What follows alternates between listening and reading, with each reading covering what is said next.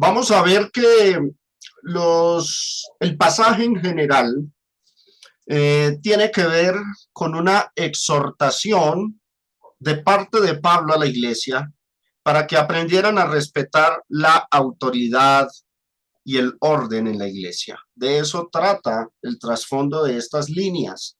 Y como vimos en las lecciones anteriores, el interés de Pablo al escribir esta carta era corregir muchos desórdenes que estaban cometiendo los cristianos en Corinto. Hoy vamos a estudiar los versículos del 3 al 5.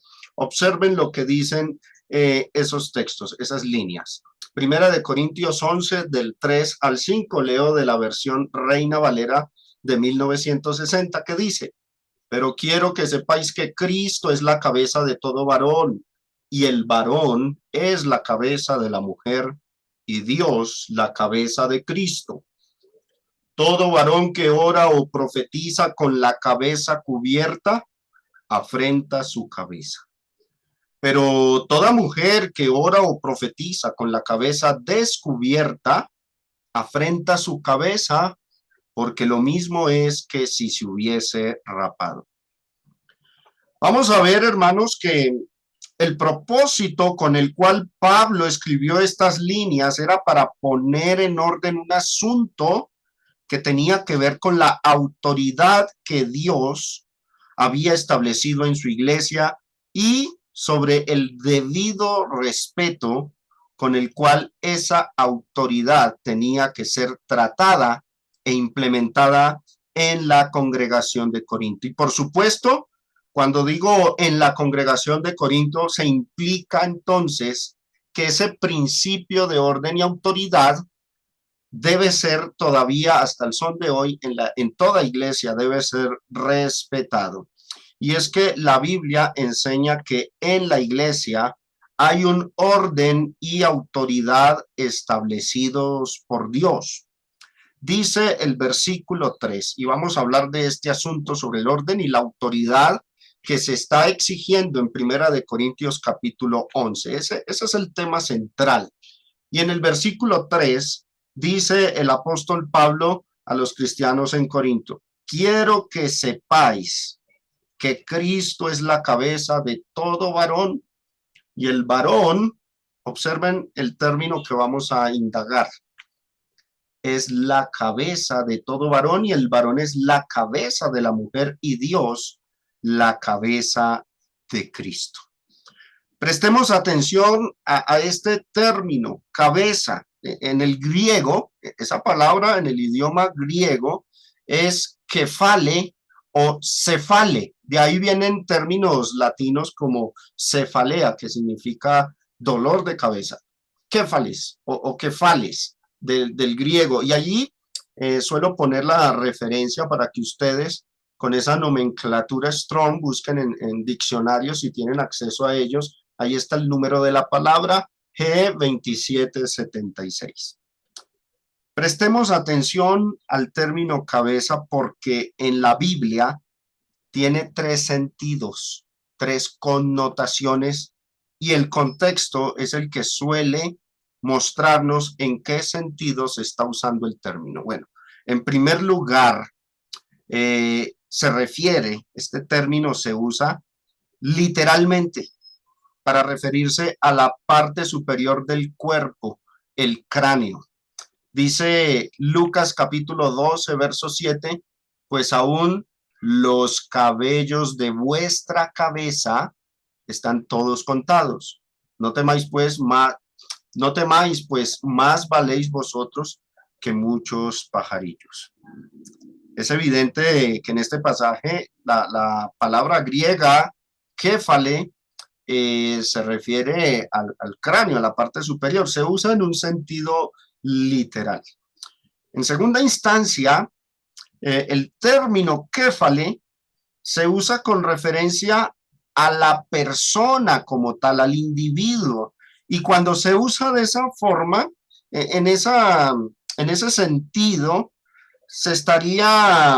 estaríamos ante un género literario llamado sinécdoque. En sinécdoque representa la persona. La sinécdoque, mis hermanos, Es una figura literaria que consiste en mencionar una parte por el todo o el todo por una parte. En este caso se dice cabeza, pero representa a toda la persona. Observen que ese sentido se le aplica, por ejemplo, en Hechos capítulo 18, versículo 6. Pero oponiéndose y blasfemando estos, les dijo, sacudiéndose los vestidos, vuestra sangre sea sobre vuestra propia cabeza. Yo, limpio, desde ahora me iré a los gentiles. Obviamente, cuando Pablo sentencia a la nación diciéndoles que iban a venir consecuencias por haber rechazado el evangelio, las consecuencias no solamente iban a venir literalmente sobre el cráneo de ellos, ¿no? Cuando dice sobre vuestra propia cabeza se refiere a la persona como tal, sobre ellos, sobre los individuos. Y ese es el sentido con el que el término kefale se está usando, por ejemplo, en Hechos capítulo 18, versículo 6. En tercer lugar, o la tercera connotación de esta palabra, el término kefale se usa figuradamente, tiene un uso figurado para significar una autoridad y sin lugar a dudas, mis hermanos, el sentido que Pablo el apóstol está dando en Primera de Corintios 11:3, el pasaje que nos ocupa ahora, es ese de autoridad. Entonces, hay pasajes que cuando el término kéfale o cabeza se utiliza eh, eh, de manera simbólica, denota autoridad o a veces se refiere a un gobernante. Esta otra connotación figurada, un gobernante, es prácticamente lo mismo que una autoridad, pero esta suele aparecer mayormente cuando nosotros nos topamos con pasajes que involucran profecía.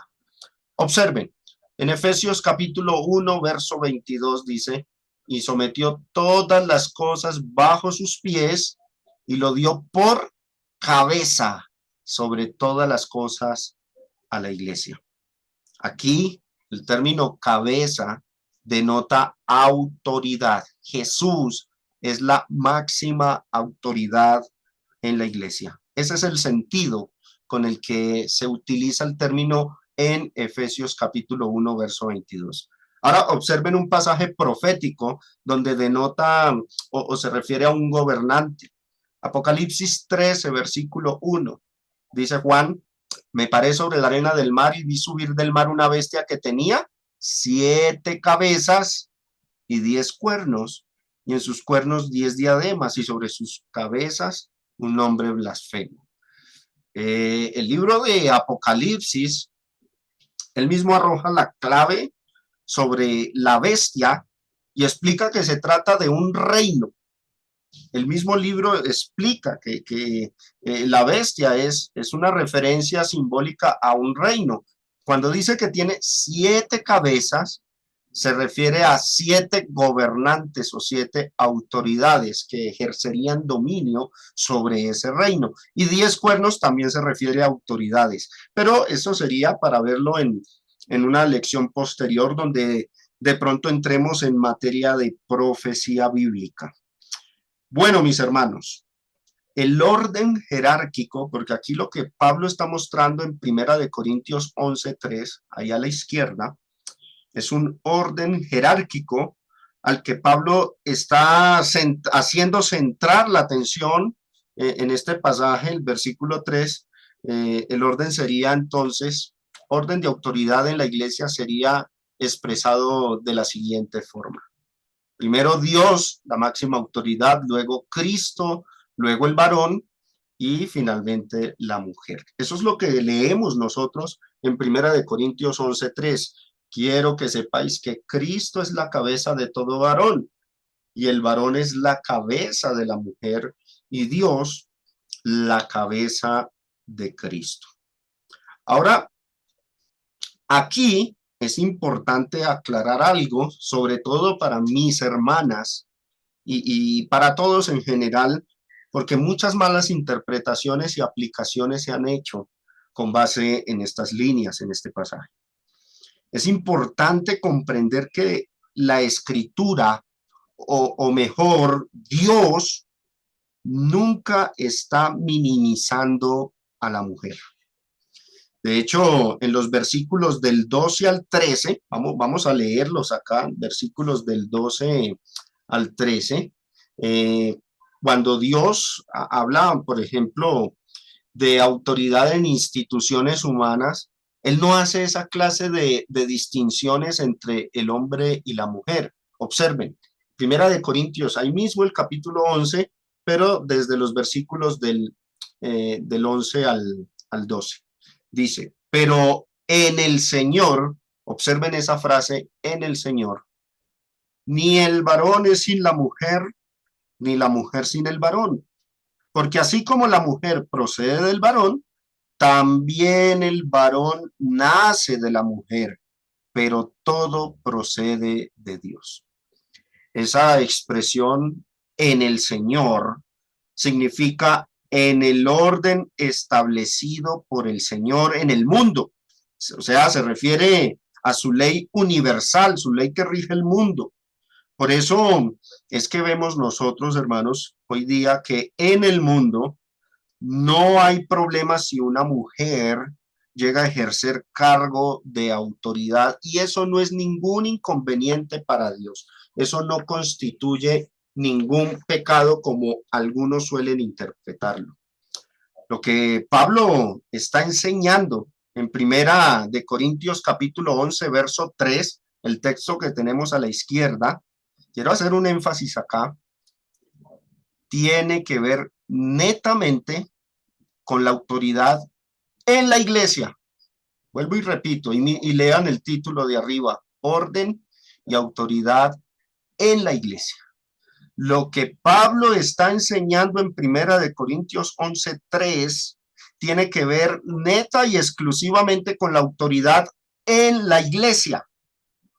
Dios ha establecido un orden de rangos, de autoridad, y Dios ha dado al hombre, al varón en la iglesia, autoridad para encargarse de todos los asuntos de la congregación.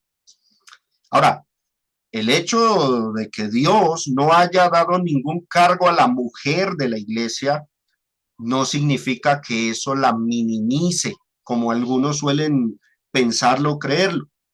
Como vimos en la lección anterior y lo expliqué luego en la sección de preguntas y respuestas, en la vida secular va a haber mujeres que en esta sociedad llegan a tener cargos de autoridad.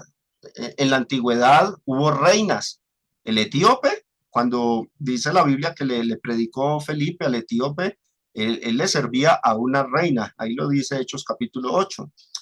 Gobernantes, mujeres que gobiernen. Y en fin, hoy día también hay mujeres que son gobernantes, autoridades políticas, autoridades nacionales. Y ante esto, mis hermanos, todo cristiano, todo hombre de Dios, todo creyente está llamado a respetarlas y a someterse a la autoridad de ellas. Romanos capítulo 13, verso 1 dice, sométase toda persona a las autoridades superiores, porque no hay autoridad sino de parte de Dios, y las que hay por Dios han sido establecidas. Ahora, esta cuestión de que la mujer puede tener cargos de autoridad es es cuando eso se da en instituciones humanas. Arriba puse un título en rojo, orden de autoridad en instituciones humanas. Y hay que saber distinguir los pasajes que hablan de la autoridad en la iglesia en contraste con la autoridad o la cuestión de las instituciones humanas. En Romanos 13:1 no hace ninguna distinción entre hombres y mujeres. Hombres y mujeres pueden llegar a ser autoridades superiores. Y dice, sométase toda persona a esas autoridades superiores. Pero es evidente que es cuando se trata de instituciones humanas. En las instituciones humanas, mis hermanos, Dios no ha legislado que solamente los hombres puedan ser autoridad en ellas. Primera de Pedro capítulo 2, verso 13 dice, por causa del Señor someteos a toda institución humana, ya sea al rey como a superior. Dios no ha legislado, ni ordenado, ni establecido que solamente los hombres pueden ejercer autoridades en las naciones, en los gobiernos. Dios permite que las mujeres lleguen a tener mando en muchos campos de la vida. Ahora, esto es diferente en las instituciones divinas como la iglesia y la familia. La iglesia y la familia son instituciones divinas. Y ahí, en ese ámbito, en la Biblia sí podemos ver que Dios sí ha legislado y ha determinado que sea el hombre quien lleve la autoridad. Así como, por ejemplo, en una empresa, una mujer puede llegar a ser la jefe o la máxima autoridad de la empresa, y no por eso los hombres que trabajen en dicha empresa son inferiores o minimizados en naturaleza y honor humano. Tampoco la mujer es inferior porque en las instituciones divinas, como la familia y la iglesia, Dios haya establecido que los hombres sean la autoridad. Es más, mis hermanos, el mismo versículo 3, leámoslo ahí, Primera de Corintios 11:3, al final se declara Dios, y Dios es la cabeza de Cristo. ¿Será que por eso Cristo es inferior al Padre? Si hablamos de inferioridad, de pronto se podría usar el término en cuanto a roles desempeñados, no en naturaleza, porque todos nosotros sabemos que Cristo y el Padre son deidad, son seres divinos, son iguales en sustancia y naturaleza. Asimismo, el caso de la mujer y su relación con el varón dentro de la iglesia y aún en el hogar. Se trata es de roles a desempeñar que Dios ha establecido. No se trata y no se debe interpretar esas líneas como una cuestión de inferioridad o superioridad en cuanto a naturaleza humana. Incluso espiritualmente somos iguales, somos espíritus hechos a imagen y semejanza de Dios. Y dice Génesis 1:26 que cuando Dios creó al hombre y a la mujer, varón y hembra, los creó a imagen ambos y semejanza de Dios. Entonces, en estos sentidos, bajo esta perspectiva, ambos, el varón y la mujer, somos iguales y tenemos el mismo valor para con el Señor. El valor espiritual del hombre y la mujer ante Cristo queda entonces establecido así como leemos en Gálatas 3:28. Ya no hay judío ni griego, no hay esclavo ni libre, y observen, no hay varón ni mujer, porque todos vosotros sois uno en Cristo Jesús. Entonces, esto es importante aclararlo, porque muchos han usado, por ejemplo, Primera de Corintios 11:3, Primera de Corintios 14, que dice que las mujeres no callen en la congregación, o Primera de Timoteo 2, que dice la mujer aprenda en silencio, y lo llevan a los ámbitos de la vida secular, e incluso llegan a enseñar que si una mujer eh, llega a ser política, entonces sería pecado, por ejemplo, votar por ellas. No es así porque Primera de Corintios 11 está hablando exclusivamente de las cuestiones de orden y autoridad en la iglesia. Ahora, dejando a un lado el asunto de esto de la autoridad, quiero que observemos, hermanos, los versículos 4 y 5. Los versículos 4 y 5, las líneas que siguen en Primera de Corintios 11, versículos 4 al 5, vamos a ver que el apóstol Pablo toca una cuestión que era particular de la época, un caso particular de la época. Vamos a leer los versículos del 4 al 5. Todo varón que ora o profetiza con la cabeza cubierta, afrenta su cabeza. Pero toda mujer que ora o profetiza con la cabeza descubierta, afrenta su cabeza, porque lo mismo es que si se hubiese rapado. Bueno, quedamos perplejos ante lo que se dice acá. Yo siempre me preguntaba, ¿por qué al final hace la comparación de que es como si se hubiese rapado. Bueno, yo por mucho tiempo quedé en las mismas. Cuando leía este texto quedaba sin entenderlo, pero de esto se trata estas lecciones. Vamos a abordar todas esas cuestiones. Observen, un caso particular de la época. ¿Por qué lo digo? Lean el versículo 4 conmigo. Todo varón, pero habla no de todo varón en el globo terráqueo o en el mundo o en el planeta, sino neta y exclusivamente todo varón, observen, que ora o profetiza. Recordemos, hermanos, tengamos presente que la carta a los Corintios tuvo como propósito hacer correctivos a los cristianos que conformaban esta iglesia local que por cierto, si uno se lee toda la carta de corrido, va a notar que los corintios eran bastante desordenados. El capítulo 11, que es el que estamos estudiando, como lo dijimos también en la lección anterior, no es un capítulo que esté exento de ese propósito de corregir. De hecho, cuando terminamos de leer este tema concerniente al velo, al cabello, a la cubierta de la mujer en la cabeza, cuando Pablo termina de dar estas instrucciones sobre esos asuntos, luego ahí mismo en ese capítulo procede a corregirles a los corintios los abusos y desórdenes que ellos estaban cometiendo a la hora de tomar la cena del Señor. Ese es el capítulo 11 que solemos leer los domingos, donde Pablo también está poniendo en orden los desórdenes que ellos tenían con respecto a la cena del Señor cada domingo. Ahora, versículos del 4 al 5, los que tenemos ahí.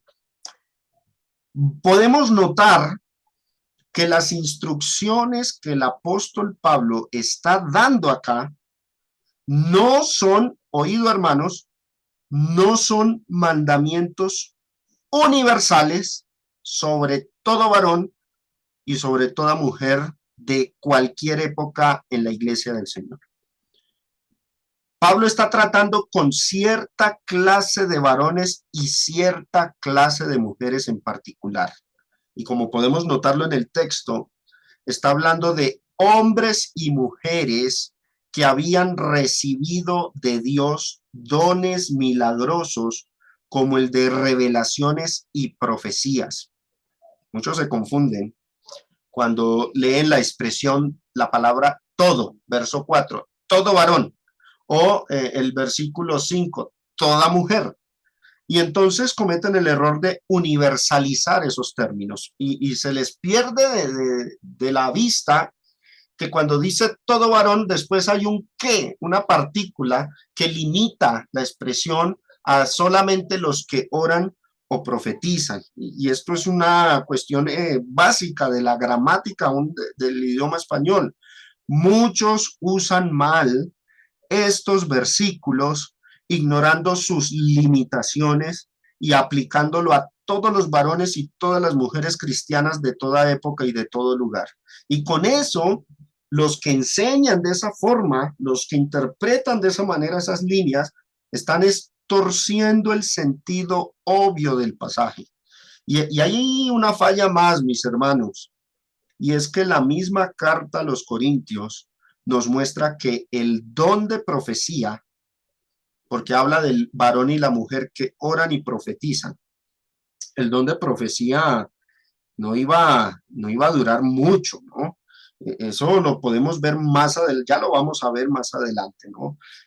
La palabra todo varón y toda mujer en estas líneas no es absoluta, no es universal, sino que se limita a los varones que oran o profetizan, como también a las mujeres que hacían lo mismo que estaban haciendo estos varones. Lean las líneas del verso 4, todo varón que ora o profetiza, y el verso 5, toda mujer que ora o profetiza. Entonces, soy muy incisivo en este punto. El término todos y todas se limita claramente por el mismo pasaje que tenemos enfrente a los individuos que tuvieran dones milagrosos como el de profetizar. Y muchos están usando mal esos versículos, aplicándolo a toda situación de vida. Ahora, como les venía diciendo, el don de profetizar, mis hermanos, era uno que iba a cesar en el primer siglo. Vamos a recordar este tema que lo hemos visto de continuo, lo hemos visto a menudo, pero no sobra recordarlo ya que la situación lo amerita. Primera de Corintios capítulo 13 del 8 al 10. Dice, el amor nunca deja de ser, ¿pero qué? Pero las profecías se acabarán y cesarán las lenguas y la ciencia acabará. Las profecías, dice, anuncia el apóstol Pablo, predice aquí, se iban a acabar. Luego dijo, porque en parte conocemos y en parte profetizamos. Y finalmente declara, mas cuando venga lo perfecto, entonces lo que es en parte se acabará. Bueno, repasando ligeramente este texto que ya lo hemos visto, Pablo decía, en parte conocemos y en parte profetizamos, refiriéndose a la revelación del Nuevo Testamento. En el primer siglo de la iglesia, los cristianos no tuvieron todo el Nuevo Testamento completo. Sus 27 libros que hoy día nosotros podemos leer, no los tuvieron ellos. Y precisamente fueron los hombres inspirados, apóstoles y hombres que recibieron dones de profecías, los que recibieron los dones milagrosos como el de profetizar, tener revelaciones, hablar en lenguas. Ellos fueron los que se encargaron de escribir el Nuevo Testamento, pero no lo escribieron de una sola vez, de ipso facto, sino que les fue revelado por partes. A eso se refirió Pablo cuando dijo, en parte conocemos y en parte profetizamos. Luego, el apóstol traza un tiempo límite, un terminus ad quem, para cuando dichos dones milagrosos se acabaran. Observen, él dijo, mas cuando venga lo perfecto, entonces lo que es en parte se acabará.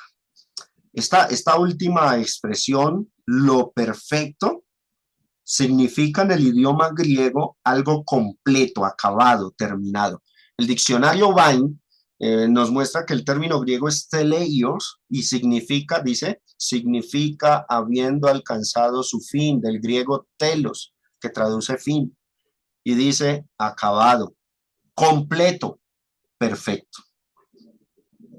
Sin lugar a dudas, mis hermanos, lo perfecto, la expresión lo perfecto, es una referencia a todo el Nuevo Testamento revelado en su plenitud.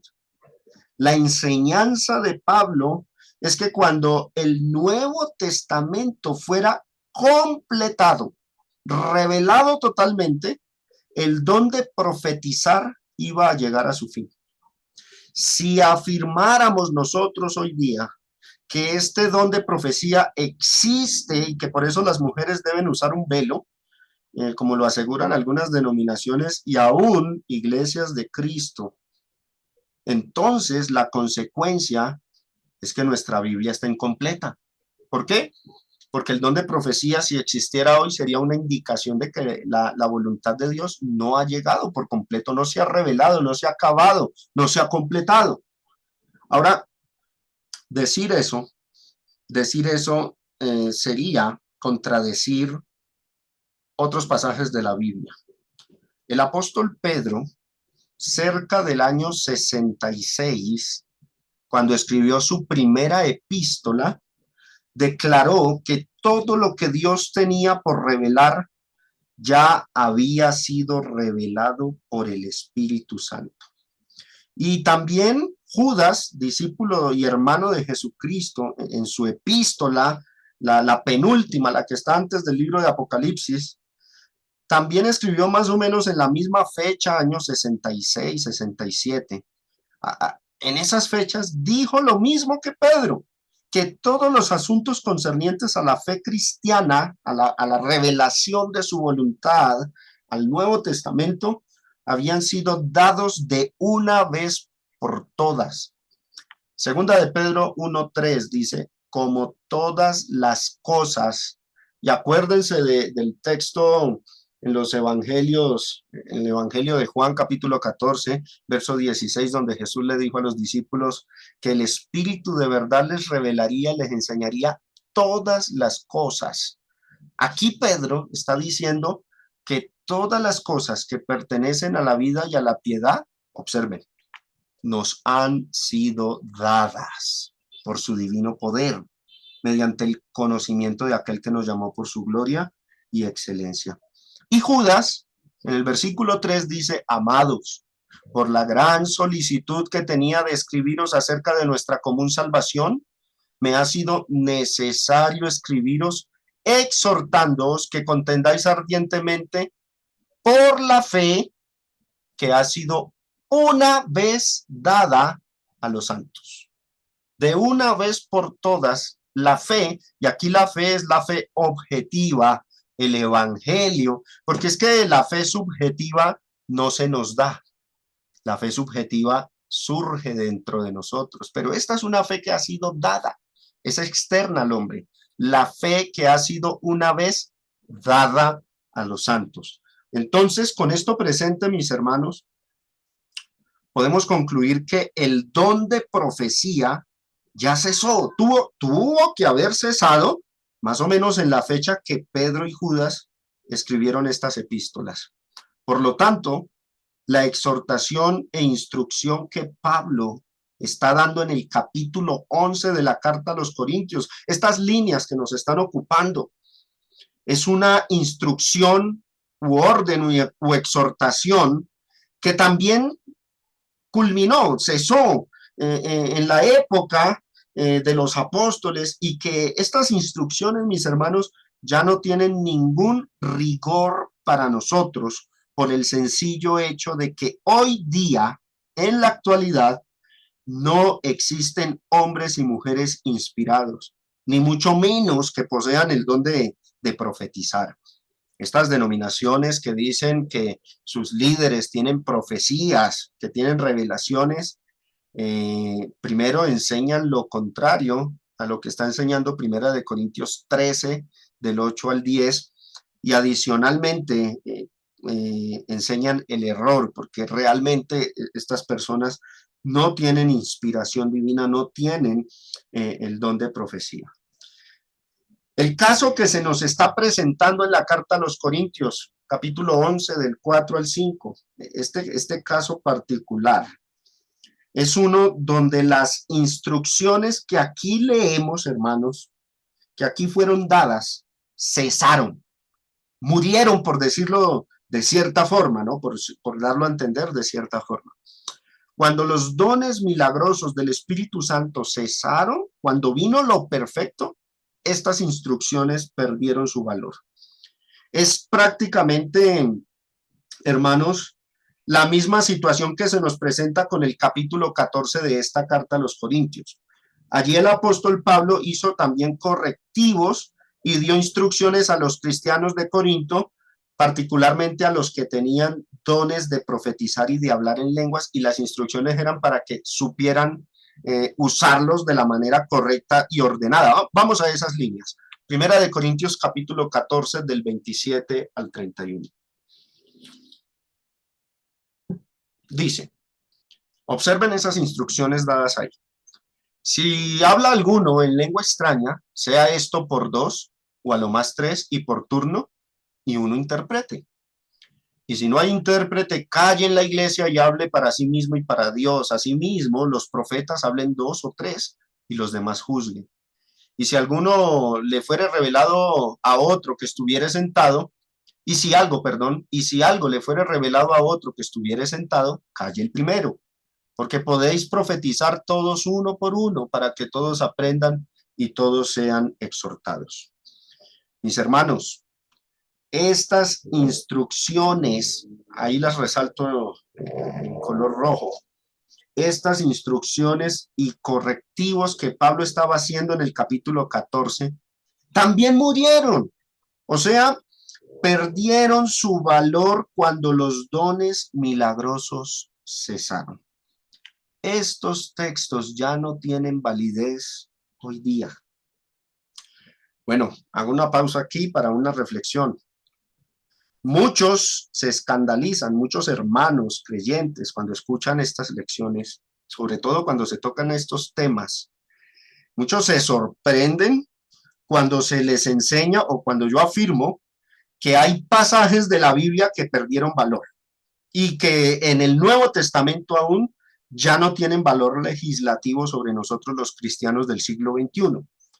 Pero es una realidad, mis hermanos, eso no lo podemos ocultar. Es una realidad que tenemos que reconocer si queremos interpretar bien las escrituras. Y es una realidad que no solo es de este pasaje de Primera de Corintios 14 y también del 11, sino también de varios, de otros cuantos pasajes más del Nuevo Testamento. Pasajes bíblicos que lastimosamente, por desconocimiento, por falta de una mejor interpretación, un mejor discernimiento y entendimiento de los mismos, esos pasajes terminan siendo mal usados y mal aplicados en las iglesias.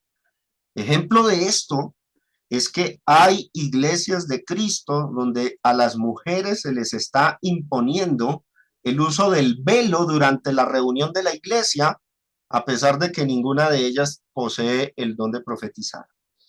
Entonces, mis hermanos, hay textos en la Biblia que ya no tienen validez, como Primera de Corintios 14.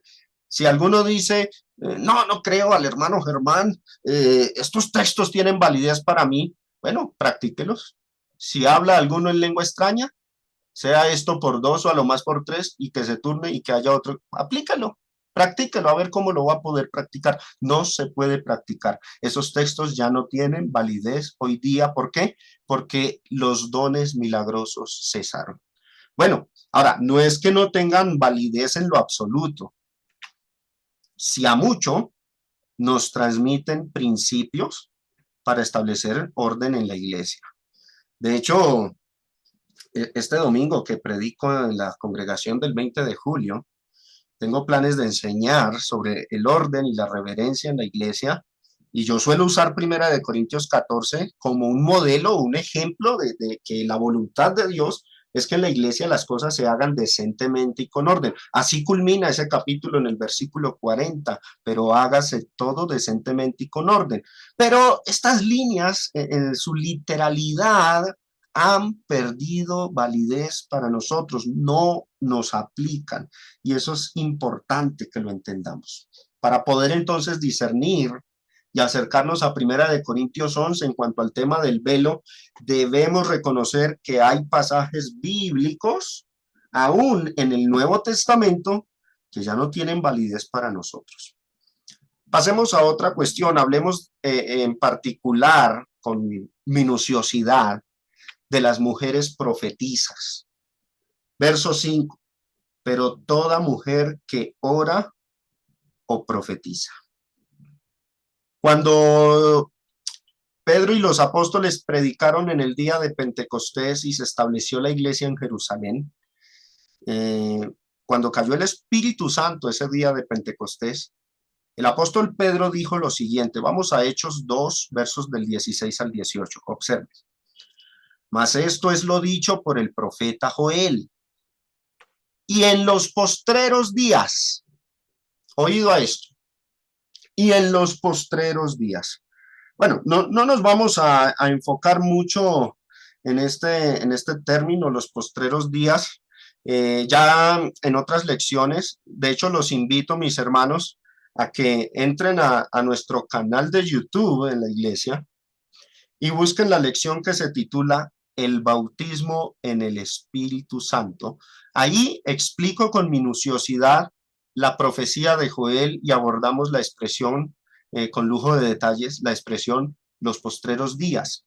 Aquí brevemente simplemente diré que se refiere al final de la dispensación mosaica, a los últimos días de la edad mosaica, de los días de la ley.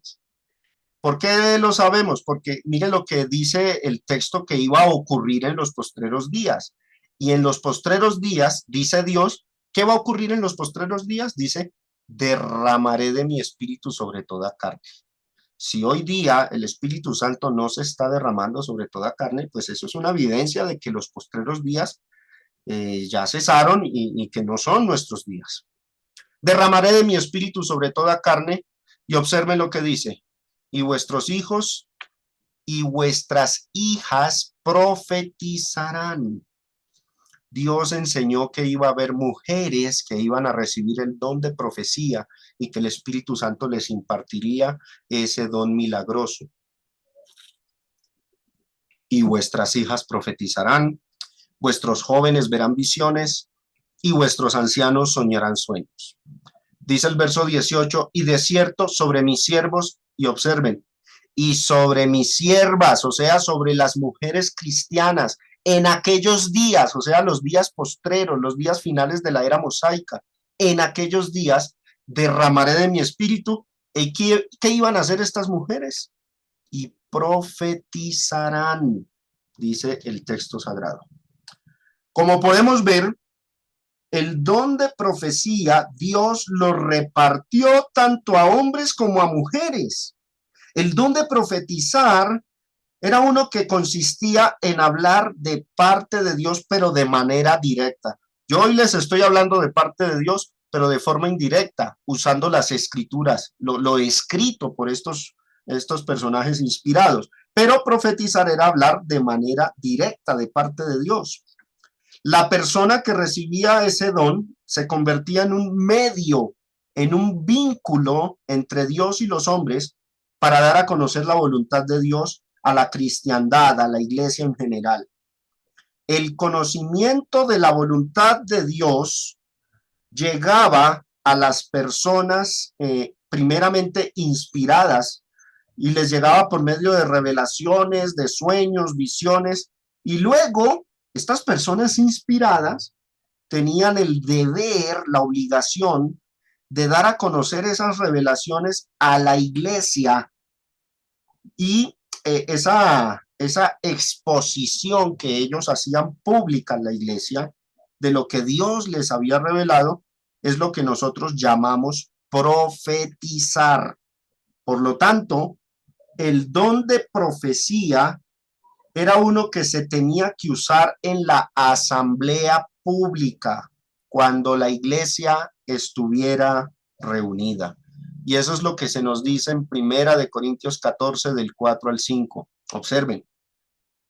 El que habla en lengua extraña, a sí mismo se edifica, pero el que profetiza, edifica la iglesia.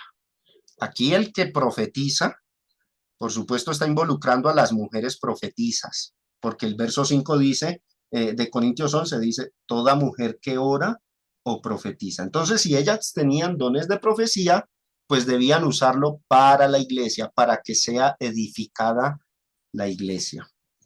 Y dice el versículo 5, así que quisiera que todos vosotros hablaseis en lenguas, pero más que profetizaseis, porque mayor es el que profetiza que el que habla en lenguas, a no ser que las interprete, para que la iglesia reciba edificación.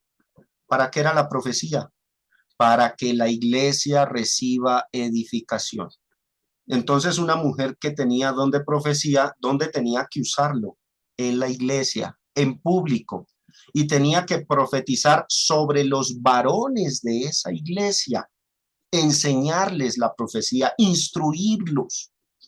Esa era la cuestión. Ahora, ante esta realidad de que hubo mujeres con dones de revelaciones, visiones, profecías, surgió una contrariedad y controversia en esa época, y era que el apóstol Pablo enseñaba a menudo que el varón es la cabeza de la mujer, y eso es lo que dijo en el versículo 3 que estudiamos ahorita.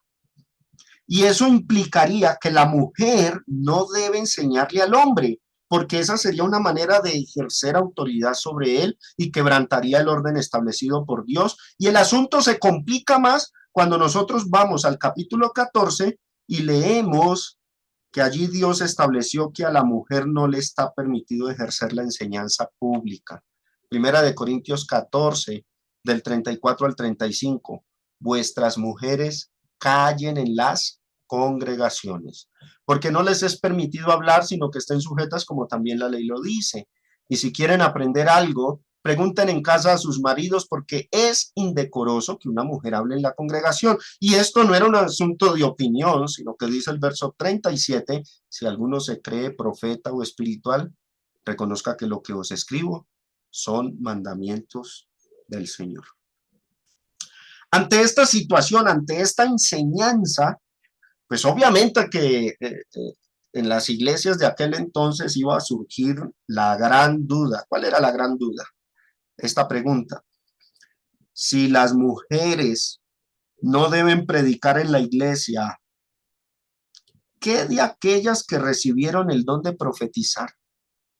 ¿Qué de las profetizas entonces? Porque aparentemente hay una contradicción. Bueno, la solución a este dilema es la que Pablo nos está ofreciendo en el capítulo 11 a través de la instrucción sobre la cubierta o lo que llamamos velo. El pasaje que estamos estudiando, Primera de Corintios 11, este pasaje muestra las instrucciones de Pablo hacia las mujeres que en aquel entonces recibieron el don de profetizar y de cómo era la forma correcta, adecuada y respetuosa de poder usar el don de profetizar en la congregación. Les instruye el apóstol Pablo. La solución que da Pablo fue que cuando oraran en público, toda mujer que ora, o cuando profetizaran en público, usaran un velo, una cubierta sobre su cabeza, y que serviría para ellas como una señal de que tenían autoridad de parte de Dios para orar y profetizar en público cuando la iglesia estuviera reunida. Eso lo podemos corroborar ahí mismo en el capítulo 11, en el versículo 10 dice, por lo cual la mujer debe tener señal de autoridad sobre su cabeza. Bueno, nos quedan puntos importantes por abordar. No alcanzamos a terminar todo el asunto de Primera de Corintios 11 del 4 al 5. Hay más cuestiones. Por ejemplo, nos quedan las preguntas: ¿por qué dijo Pablo que si una mujer no se cubre la cabeza al profetizar equivale a haberse rapado? Ahí quedamos con esa inquietud para la próxima. ¿O qué significa la frase afrenta su cabeza del versículo 4 al final? Estos detalles y otros más, mis hermanos, los vamos a tratar en la próxima lección. Yo les animo a que vayan leyendo con constancia y con detenimiento las líneas que siguen, todo el capítulo 11 hasta el versículo 16, para que las tengamos frescas y presentes en nuestra mente hasta la próxima clase. Muchas gracias por la atención que me prestaron, y esto ha sido El velo y el cabello, un estudio minucioso sobre Primera de Corintios 11 del 2 al 16. Dios les bendiga a todos.